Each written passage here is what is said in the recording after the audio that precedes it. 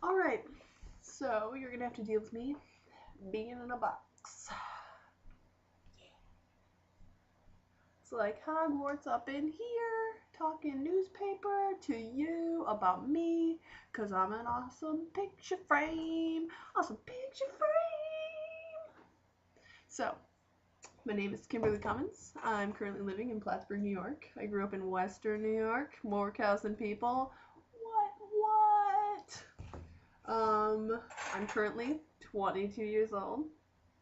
I recently graduated from SUNY Plattsburgh. Plattsburgh is in very northern New York. It's an hour from Burlington, Vermont. If you want any maple syrup, just call me. I'll get you some. Mail it down in a little box for you. And also an hour away from Montreal, Quebec. Yeah, that's some accent right there.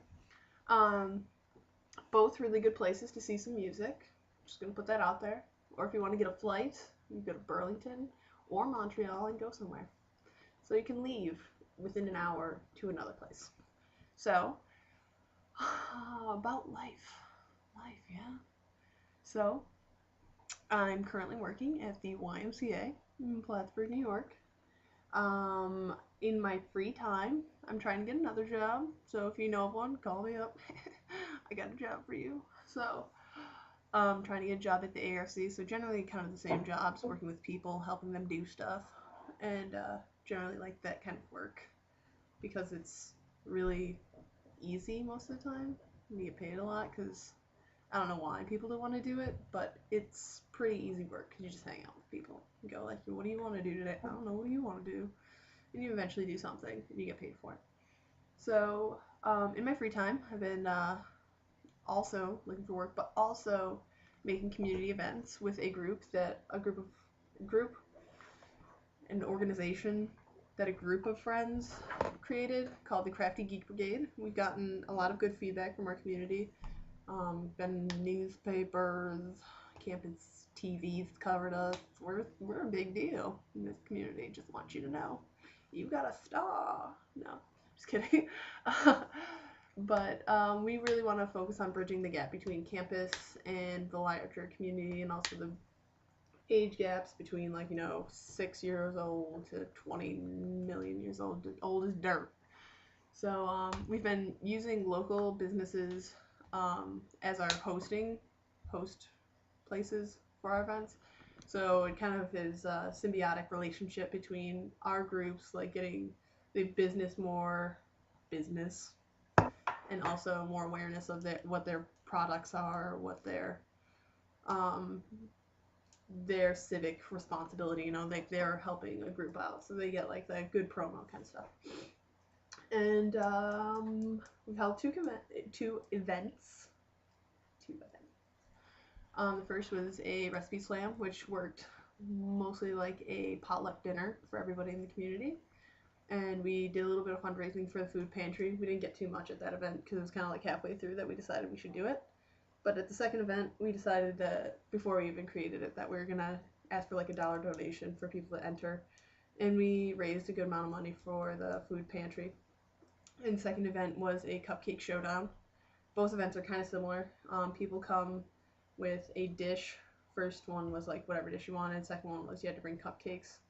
You can enter in different categories and stuff like that. So also both events were based around music, local musicians. We also got someone from Albany, which is generally 3 hours south of Plattsburgh, and both events went over really well. Got people talking because food is a great way to open doors to communication, regardless of what age you are, regardless of who you are. You could say, "Oh, I really like what you created here. How did you do it?"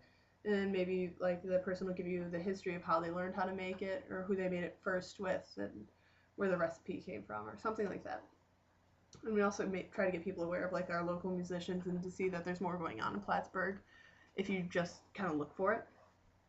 So all this is based upon the premise of just wanting there to be more in Plattsburgh than drinking, which is very predominant. There's more bars than anything else, I think, in this town. Maybe restaurants rival that, but there's also bars and restaurants, which kind of defeats the point.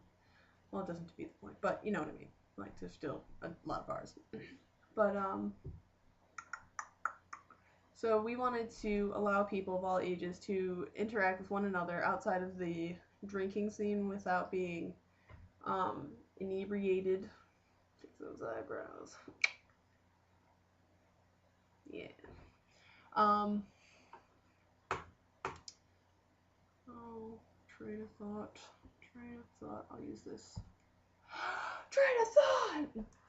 So, no one really, like, told us to do what we're doing or said that this was something that we should take on. We just kind of took it on our own because we realized that there was not much to do, and you go to towns like Burlington, which is just across the lake, and there's so much to do, and there's so much unity between the UVM, University of Vermont campus, and the various other colleges that are located in Burlington, in their wider downtown community and like local business community. There's so much unity within Vermonters for Vermont. Like, there's the food network where they only buy food from Vermont, which is really cool that they adhere to it, but you don't see that in Plattsburgh, which is kind of unusual because so many people travel both ways. You know, it's only an hour away. And we felt that in order to get more unity, we had to focus on what this community needed, which is more events.